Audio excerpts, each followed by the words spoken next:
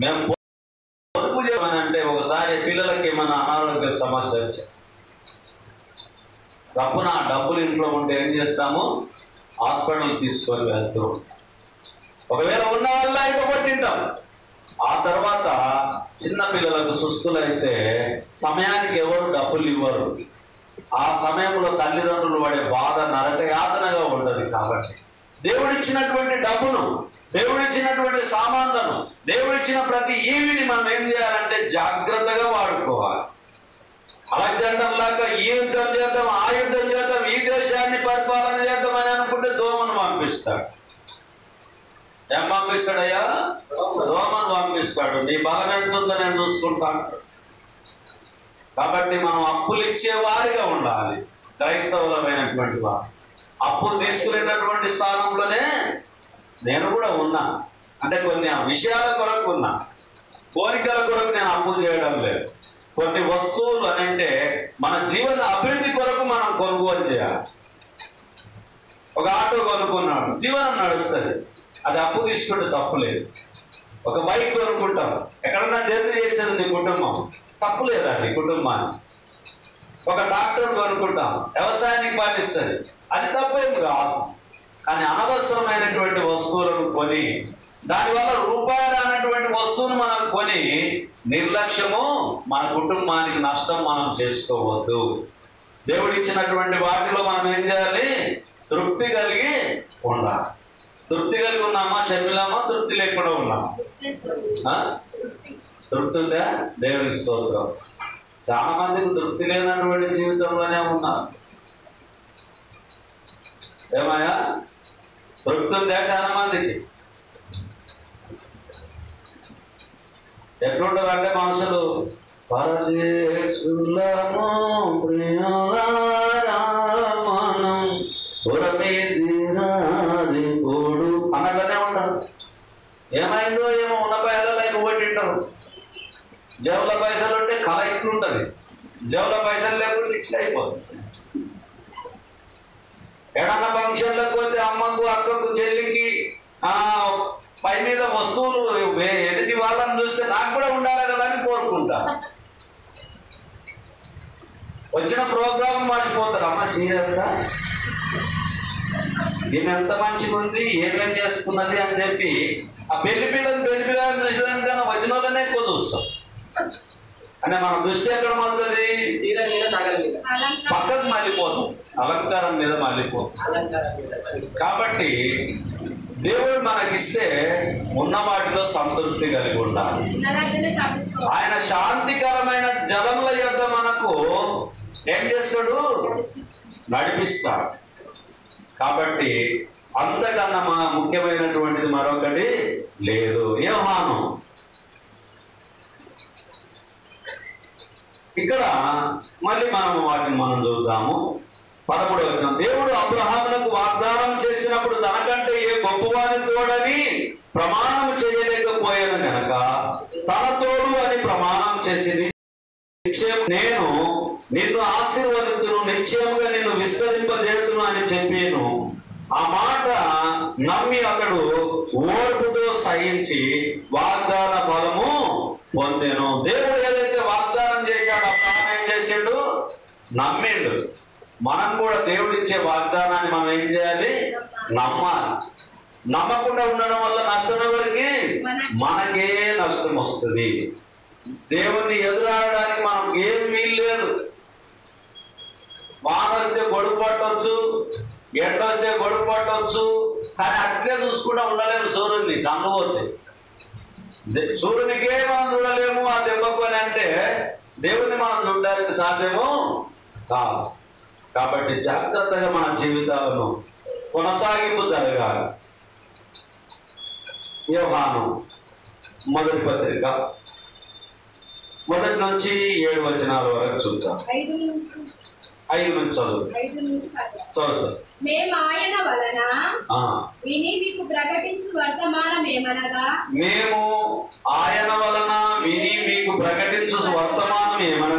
దేవుడు వెలుగై ఉన్నాడు, ఆయన యందు చీకటి ఎంత మాత్రమును లేదు, ఆయనతో కూడా సహవాసము గల వారమని చెప్పుకొని చీకటిలో నడిచిన ఎడల మనం అబద్ధం ఆడుచు సత్యమును జరిగింపకుందుము. అయితే ఆయన వెలుగులోనున్న ప్రకారము మనమును వెలుగులో నడిచిన ఎడల మనము అన్యోన్య సహవాసం గలవారమై ఉందుము. అప్పుడు ఆయన కుమారుడైన యేసు రక్తము ప్రతి పాపము నుండి మనల్ని పవిత్రులుగా చేయును. మనము పాపము లేని వారమని చెప్పుకొని మనలను మనమే మోసపుచ్చుకుందుము మరియు మనలో సత్యముండదు. మన పాపములను మనం ఒప్పుకొని ఎడల ఆయన నమ్మదగిన వాడు నీతిమంతుడు కనుక ఆయన మన పాపములను క్షమించి సమస్త దుర్నీతి నుండి మనలను పవిత్రులుగా చేయును. మనము పాపము చేయలేదని చెప్పుకొని ఎడల ఆయన అబద్ధికునిగా చేయువారు మగుదుము మరియు ఆయన వాక్యం మనలో ఉండదు. ఈ రోజుల్లో చాలా మంది ఏం చేస్తారు, నా సాక్ష్యం చెప్తా, నా సాక్ష్యం చెప్తా, నా సాక్ష్యం చెప్తా అని అంటారు. ఎవరి సాక్ష్యం చెప్పాలి? మనము పాపం లేనటువంటి క్రీస్తుని గురించిన సాక్ష్యం చెప్పాలి. పరిశుద్ధుడైనటువంటి క్రీస్తును సాక్ష్యం చెప్పాలి. దేవాది దేవుని గురించినటువంటి సాక్ష్యం చెప్పాలి. అందులో నీ గొప్పతనము నా గొప్పతనం ఏముంది? దేవుడు చేసిన మేలుకు సాక్ష్యం చెప్పాలి. దేవుడు చేసిన మేలుకు, అంతేగాని నాలో పాపం లేదని చెప్పుకోవడానికి వీలు లేదు. ఏ భేదం లేదు. అందరూ పాపము చేసి దేవుడు అనుగ్రహించు మహిమను పొందలేకపోతున్నారని దేవుని వాక్యం రాబడి ఉన్నది. కాబట్టి నేను మన జీవితంలో పాపులమే నాయన క్షమించు, పాపులమే నాయన క్షమించు, పాపులమే నాయన మమ్మల్ని క్షమించు, మమ్మల్ని పవిత్రపరిచినందుకు వందనాలు నాయన అని చెప్పి ఎప్పుడు మనము చీకటిలో నుంచి వెలుగులోకి వచ్చాము. కాబట్టి వెలుగులో ఉన్నటువంటి క్రీస్తును, వెలుగై ఉన్నటువంటి క్రీస్తును, సత్యమై ఉన్నటువంటి క్రీస్తును ఆయన వైపు మనం చూస్తూ విశ్వాసంతో ముందుకు కొనసాగాలి.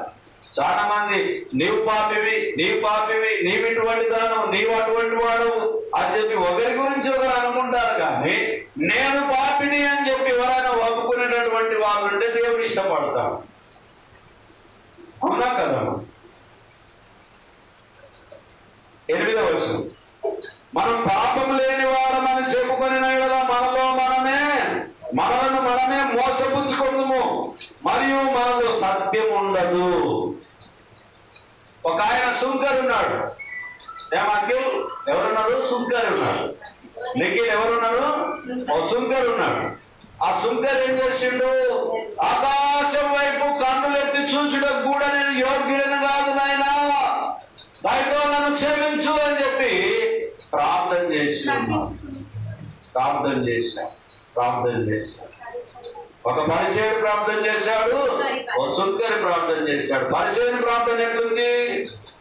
నేను ఇది ఇచ్చాను, అది ఇచ్చాను, నేను ఇలా చేస్తున్నాను, అలా చేస్తున్నాను, అన్ని గొప్పగా చెప్పుకున్నాడు. దేవుడి అంది మనం దేవునికి ఏమైనా ఇచ్చినామా? మనం సొంతంగా ఏమైనా తెచ్చుకొని ఉన్నామా? ప్రాణమే దేవుడు ఇచ్చిండు. ప్రాణం ఇచ్చిన తర్వాత అన్ని ఆయనే ఇచ్చిండు. ఆయన ఇచ్చిన దాంట్లోకి వెళ్ళే మనం ఇస్తూ ఉన్నాం దేవునికి. అంతేగాని మనం ఇచ్చేది సొంతంగా ఏమైనా ఉందా? ఈ చేయితో ఇచ్చింది ఈ చేయికి తెలియవద్దు అని అంటాం. మరి చాలా మంది చెప్తేనే సంతోషపడు. అయ్యా నా గురించి చెప్తే సంతోషం. ఆ సాక్ష్యం ఒక్కతోటికే ముగిస్తుంది, చెప్తానే పోవాలి పోయిన కాడాల. అప్పుడు ఆ మనిషి ఏం చేస్తాడంటే సేవకుని ప్రేమిస్తాడు, నా గురించి బాగా చెప్తాడు. అంటే ముఖస్థుతి కొరకు చాలా మంది ఉన్నారు. అందులో లాభం రాదు దేవుని వలన. ఎందుకు అని అంటే ఈ చేయితో ఇచ్చింది ఈ చేయికి తెలియకూడదు అని అనుకుంటే మనం ఏం చేస్తామని అంటే అందరికి తెలవాలనుకుంటాం మనం. కాబట్టి 2 కాసులు ఇచ్చిన స్త్రీని ఎవరు చూసిండ్రు? దేవుడే చూశాడు, యేసు ప్రభు వారు చూశాడు. ఆమె ఉన్న దాంట్లో అంతా కూడా ఇచ్చింది అని చెప్పి దేవుడు చెప్పాడు, యేసు ప్రభు వారు చెప్పారు. మరి మనం కూడా పాపం లేని వారు మనం చెప్పుకున్న ఎడల మనల్ని మనమే మోసపుచ్చుకుందుము. కాబట్టి ప్రియమైనటువంటి సహోదరి సహోదరులారా, మరి దేవుని వాక్యంలో మనం జాగ్రత్త కలిగి, భయము కలిగి, శ్రద్ధ కలిగి ఆయనతో మనం జాగ్రత్త కలిగి ఉండాలి. అయితే ఆయన వెలుగులో ఉన్న ప్రకారం మనమును వెలుగులో నడిచిన ఎడల మనం అన్యోన్య సహవాసం గల వారమై ఉందుము. అప్పుడు ఆయన కుమారుడైన యేసు రక్తము ప్రతి పాపం నుండి మనను పవిత్రులుగా చేయును. ఎబ్రీ పత్రిక 12వ అధ్యాయం మొదటి నుంచి కొన్ని వచ్చిన ఇంత గొప్ప సాక్షి సమూహము మేఘం వలె మనలను ఆవరించి ఉన్నందున మనము కూడా ప్రతి భారమును సులువుగా చిక్కుల పెట్టు పాపమును విడిచిపెట్టి విశ్వాసమునకు కర్తయు దానిని కొనసాగించువాడునైన యేసు వైపు చూచుచు మన ఎదుట ఉంచబడి పందెములో ఓపికతో పరిగెత్తుదము. ఆయన తన ఎదుట ఉంచబడిన ఆనందము కొరకై అవమానమును నిర్లక్ష్య పెట్టి శిలువను సహించి దేవుని సింహాసనం యొక్క కుడి పార్శ్వమున ఆసీనుడై ఉన్నాడు. మీరు అలసట పడకయు మీ ప్రాణములు విసుకయు ఉండునట్లు పాపాత్ములు తనకు వ్యతిరేకంగా చేసిన తిరస్కారమంతయు ఓర్చుకొని ఆయనను ఎవరిని ఆలోచన చేయాలి, ఎవరిని తలుచుకోవాలి? యేసు ప్రభు వారికి ఉన్నటువంటి శ్రమల్లో నాకేం లేదు ఆయన అనుకోవాలి. కానీ మనం ఏమనుకుంటాం? ఎవరితో చూసినా నా పిల్లలకు అక్కడిస్తారు. నీవు తల్లిదండ్రులు అలంకరించినావా? మనుషుడు ఏమి విత్తుతే అదే పంట. మనుషుడేమి విత్తునో ఆ పంటనే కోయునో, ఏ కొలత కొలుతువో అదే కొలత కొలువబడు. మనుషుడు ఏమైతే విత్తుతే అదే పంట వస్తాడు. మనం తల్లిదండ్రులకు సేవ చేస్తే మనం దీర్ఘాయువు చేత దేవుడు ఆశీర్వదిస్తాడు. మనం మంచి విత్తుతే మంచి పంట కోస్తాం, చెడు విత్తుతే చెడు పంటను మనం కోస్తాం. ఎంత గొప్ప సాక్షి సమూహము మేఘం వలె మనల్ని ఆవరించి ఉన్నందున మనము కూడా ప్రతి భారము సులువుగా చిక్కుల పెట్టు పాపమును విడిచిపెట్టి విశ్వాసమునకు కర్తయు దానిని కొనసాగించువాడునైన యేసు వైపు చూచుచు మన ఎదుట ఉంచబడిన పందెంలో ఓపికతో పరిగెత్తుదాము. ఆయన తన ఎదుట ఉంచబడిన ఆనందము కొరకై అవమానమును నిర్లక్ష్య పెట్టి శిలువను సహించి దేవుణ్ణి సింహాసనం యొక్క కుడి పార్శ్వమున ఆసీనుడై ఉన్నాడు. కాబట్టి నీవు నేను దేవుని వైపు చూడాలి, దేవుని యందు భయభక్తులు కలిగి ఉండాలి, దేవునితో మనం కొనసాగాలి, మన విశ్వాసము ముందుకు సాగాలి. ఒక మాట చూద్దాం. అపొస్తలుల కార్యము 3వ అధ్యాయము. అపొస్తలుల కార్యం 3వ అధ్యాయం.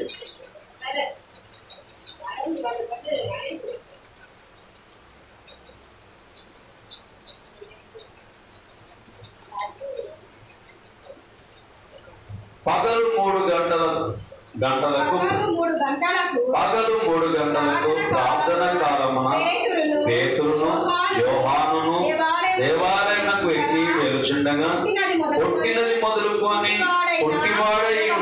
పుట్టివాడైన ఒక మనుషుడు మోసుకొని పోబడుచుండెను. వాడు దేవాలయంలోనికి వెళ్ళు వారిని భిక్షమడుటకు కొందరు ప్రతిదినము వారిని శృంగారమును దేవాలయము ద్వారమునొద్ద ఉంచుచూ వచ్చిరి. పేతురును యోహానును దేవాలయంలో ప్రవేశింపబోతున్నప్పుడు వాడు చూచి భిక్షమడుగగా పేతురును యోహానును వారిని తేరి చూచి మా తట్ట చూడమనిది.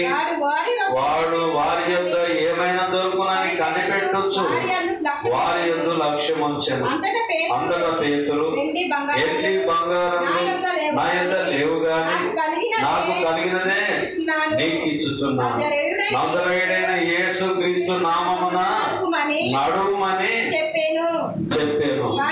వారి కుడి చెయ్యి పట్టుకొని లేవనెత్తెను. వెంటనే వారి పాదములను చీలమండలను బలము పొందెను. చాలా వరకు మనం ఏం చేస్తామనంటే మన దగ్గరికి మనం ఎవరి దగ్గరికన్నా పోతే కూడా ఏమన్నా ఇస్తారు కానీ ఏమని చెప్పి ఆలోచన చేస్తాం. మా ఇంటికి వస్తే మీరేం చేస్తారు, మీ ఇంటికి వస్తే మాకేమి ఇస్తారు అన్నట్లనే ఉంటాం. అంటే మేమిస్తామనేటటువంటి ఆలోచన దూరం చేసుకుంటాం. ఇక్కడ కూడా ఒక ఆయన అడుక్కునేటటువంటి ఆయన, భిక్షం ఎత్తుకునేటటువంటి ఆయన శృంగారపు దేవాలయం దగ్గర ఉన్నాడు అండి. ఆయన ఏం చేస్తున్నాడు? ఏమైనా ఇస్తున్నాడు కానీ అని చెప్పి చూస్తాడు. వెంటనే పేతురు యోహాను గమనించి మా దగ్గర ఎండి బంగారం లేవు కానీ దేవుడు ఇచ్చింది నీకు ఇస్తాము, యేసు నామములో ఇది లేచి నడుమని చెప్పి చెప్పాడు. ఆయన ఏమనుకున్నాడు? ఎండి బంగారం కావాలనుకున్నాడు ఆ భిక్షం ఎత్తుకునేటటువంటి వ్యక్తి. కానీ పేతురు యోహానులు ఏం చేసిండ్రు? యేసు నామములో లేచి నడుమని చెప్పాడు. అంటే ఈ పాదాలు వచ్చినందుకు సంతోషంగా వెళ్ళిపోయాడు. కానీ పాదాల మీద ధ్యాస లేదు ఆ మనిషికి, ఎండి బంగారాల మీద ధ్యాస ఉంది. కానీ దేవుడు మాకు ఇచ్చింది నీకు ఇస్తాము అని చెప్పి సెలవిచ్చాడు. మనం కూడా మనకిచ్చిన దాంట్లో మనం ఏం చేయాలి? తృప్తి కలిగి ఉండాలి. నేనున్న స్థితిలోనే సంతృప్తిని కలిగించు, ఏమున్నా లేకున్నా నీ కొరకే బ్రతికించు. కష్టాలు ఎదురైనా నా యాత్రను సాగించు, నష్టాలలోనైనా స్తుతి చేయుట నేర్పించు. నేనున్న స్థితిలోనే సంతృప్తిని కలిగించు, ఏమున్నా లేకున్నా నీ కొరకే బ్రతికించు. చిన్న ప్రార్థన. మహోన్నతుడా, మహాగణుడా, పరిశుద్ధుడా, మీ పరిశుద్ధమైన నామాన్ని బట్టి మీకు వందనాలు. ఇంతవరకునైనా 7 విషయాలు నేను నేర్చుకొని ఉన్నా. ఆ 7 విషయాల్లో మేము నేర్చుకున్నటువంటి వాటిని మీ వైపు చూస్తూ నూతన బలంను పొందుకోవడానికి, యేసు వైపు చూడడానికి, మా పాపములను ఒప్పుకోవడానికి, చీకటిలోకి వెళ్ళి బయటికి రావడానికి, అంధకారమైన క్రియలోకి వెళ్ళి బయటికి రావడానికి, మాలో పాపం లేదని చెప్పుకోకుండా ఆయన పరిశుద్ధుడైనటువంటి క్రీస్తు వైపు చూడడానికి, ప్రయాణం కొనసాగించడానికి, అబ్రహాం వలె విశ్వాసం ఉంచడానికి మాకందరికీ మీ యొక్క అనుగ్రహాన్ని దయచేయమని ప్రార్థిస్తున్నాం. ఇదిగో నాయన సన్నిధికి వచ్చినటువంటి మా ప్రియ సహోదరి సహోదరులు, పెద్దలు, చిన్నలు, ఎవరి బిడ్డలు ఆయన అందరినీ నాయన మీరు దీవించి ఆశీర్వదించండి. అలాగనే యూట్యూబ్ ఛానల్ ద్వారా వాక్యాన్ని వీక్షిస్తున్నటువంటి మా ప్రియులందరినీ దీవించి ఆశీర్వదించండి. అనునిత్యమునైనా వాక్యం ద్వారా మా ప్రవర్తన, మా నడవడిక జాగ్రత్తగా చూసుకొని పరమునకు చేరడానికి, పరిశుద్ధంగా జీవించడానికి, పాపాన్ని దూరంగా ఉంచుకోవడానికి, దూరం వెలివేయడానికి, నాయన మా జీవితంలో వెలుగులే నింపుకొని జీవించడానికి సహాయం చేయమని ప్రార్థిస్తున్నాం. మీ చిత్తాన్ని మా పట్ల జరిగించి, మీ చిత్త ప్రకారంగా మమ్మల్ని నడిపించి, నాయన మమ్మల్ని లోకానికి బ్రతకడానికి అవకాశం ఇచ్చినందుకు వందనాలు. ఈ లోకంలో నాయన మిమ్మల్ని మహిమపరచడానికి మీరు అవకాశం ఇచ్చినందుకు వందనాలు. ప్రార్థించిన వారిని, పాటలు పాడిన వారిని, వాక్యం బోధించిన వారిని, బలలో చేయి వేస్తున్నటువంటి వారిని, కానుక బిడ్డలో కానుకలు వేస్తున్నటువంటి వారిని నాయన మీరు దీవించి ఆశీర్వదించండి. నేటి దినాన భోజనాన్ని సిద్ధం చేసినటువంటి ఆస్థాలు మీరు దీవించండి. భోజనం చేస్తుండగా ఆరోగ్యమును, బలమును, జ్ఞానమును మాకు దయచేయమని ఈ మనవులు మీ కుమారుడు, మా ప్రాణ రక్షకుడు, మాకై మరణం పొంది సమాధి చేయబడి తిరిగి లేచిన నజరేయుడైన యేసు క్రీస్తు అతి పరిశుద్ధమైన నామములో ప్రతిమాలు అడిగి వేడుకొని ప్రార్థించుచున్నాము తండ్రి, ఆమేన్. అందరికి ప్రభు నామమున వందనాలు.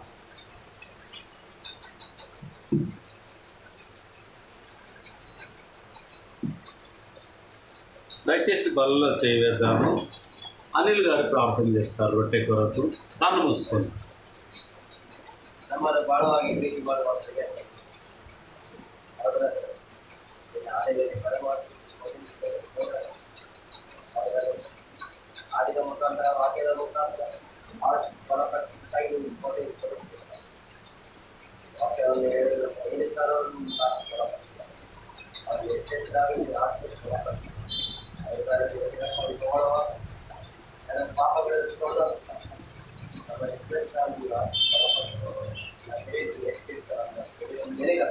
ఆమేన్. అపరాధిని యేసయ్యా కృప చూపి బ్రోవుమయ్యా. యేసన్న గారు అపరాధిని యేసయ్యా కృప చూపి బ్రోవుమయ్యా. నెపమెంచకయే నీ కృపలో నెపమెంచకయే నీ కృపలో అపరాధములను క్షమించు అపరాధములను క్షమించు అపరాధిని యేసయ్యా కృప చూపి బ్రోవుమయ్యా. శిక్షకు పాత్రుడనయ్యా రక్షణ తెచ్చితివయ్యా. శిక్షకు పాత్రుడనయ్యా రక్షణ తెచ్చితివయ్యా. అక్షయ భాగ్యమునియా అక్షయ భాగ్యమునియా మోక్షము చూపితివయ్యా మోక్షము చూపితివయ్యా. అపరాధిని యేసయ్యా కృప చూపి బ్రోవుమయ్యా. అలాగే ప్రియులారా, బలలో చేయి వేస్తున్నటువంటి నీవు నేను కొరింథీయులకు రాసిన మొదటి పత్రిక 11వ అధ్యాయం 23వ వచనం నుంచి 31వ వచనం వరకు మనం జ్ఞాపకం చేసుకుందాం. ప్రియులారా, బలలో చేయి వేయినప్పుడు మన ప్రవర్తన ఏ విధంగా ఉండాలో జ్ఞాపకం చేసుకుందాం. ప్రియులారా, నేను మీకు అప్పగించిన దానిని ప్రభు వలన పొందుతుంది. ప్రభువైన యేసు తాను అప్పగింపబడిన రాత్రి యొక్క రొట్టెను పట్టుకొని కృతజ్ఞతాస్తుతులు చెల్లించి దానిని విరిచి ఇది మీ కొరకైన నా శరీరం నన్ను జ్ఞాపకము చేసుకున్నట్లే దీనిని చేయడని చెప్పారు. చూడండి ప్రియమైనటువంటి వాళ్ళ, క్రీస్తును జ్ఞాపకం చేసుకోవడానికి, దేవుడు చేసినటువంటి మేలును జ్ఞాపకం చేసుకోవడానికి మనము ఆయన పడ్డ శ్రమను, ఆయన పడ్డ అవమానాన్ని, ఆయన భరించినటువంటి ముళ్ళ కిరీటాన్ని, ఆయన మన నిమిత్తం కొరడాల దెబ్బలు తిని మన నిమిత్తం ముఖం మీద ఉమ్మి వేసుకొని మన భారములన్నీ కూడా ఆయన భుజముల మీద మోసుకొని ఉన్నాడు. గడిచిన వారంలో ఏదైనా మాట చేత, క్రియ చేత, నడక చేత, చూపు చేత ఏదైనా తప్పిపోయి ఉండొచ్చు, మానవులు పాపంలో పడిపోయి ఉండొచ్చు. దయతో నన్ను క్షమించమని చెప్పి ప్రార్థన పూర్వకంగా పశ్చాత్తాపము నుండి బలలో చేయవేయాల్సిందిగా ప్రభు నామమున మనవి.